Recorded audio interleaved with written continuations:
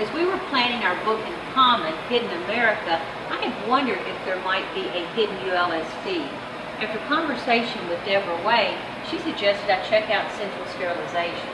My first question was, where is it? And the second question is, what do they do? From my point of view, central sterilization qualifies as hidden.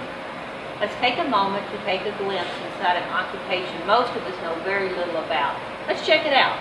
This is where the process starts. When I first came down, the first thing I noticed is, why do you work behind a locked door?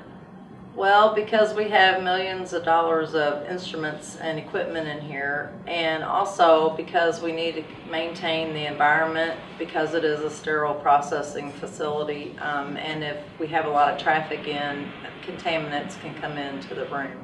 And so that's part of the reason that it stays locked. I flew recently. The airport felt completely chaotic as I sat waiting for my plane. But I remembered the people from the chapter traffic, the LaGuardia air traffic controllers. Sure enough, I and many more safely left that airport for points all over the world. Yet I never saw one air traffic controller face to face. The job in central sterilization seems very similar. Why can't we do without the people in central sterilization? It's a very important part of the school. If we didn't, process the instruments, they couldn't treat the patients because, they need to make sure they have sterile instruments to treat the patients with. If we didn't show up, then we might as well close the school down. When I think about clinic or an activity for my class, my only thought is what is happening in my world. I don't think how what I am doing might affect others. When it's time for boards, my attention is entirely on the students taking the boards. But they are not the only ones working extra hard. When it comes to boards time, that is our very difficult time for us because we have to not only get the instruments ready for boards, but we still have the full working week that we have to get ready for. So we have to make sure we have enough instruments set aside for this, that plus the boards, and then whatever other clinic areas that need instruments.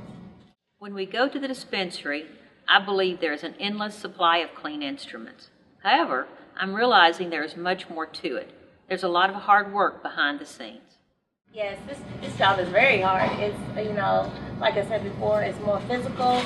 They may think, well, if you take a kit off of the shelf or something, that's not hard. But if you do it over and over and over again, after a while it gets a lot heavy. Plus also, we're taking things out of the oven on the cart that's full, so, it's heavy.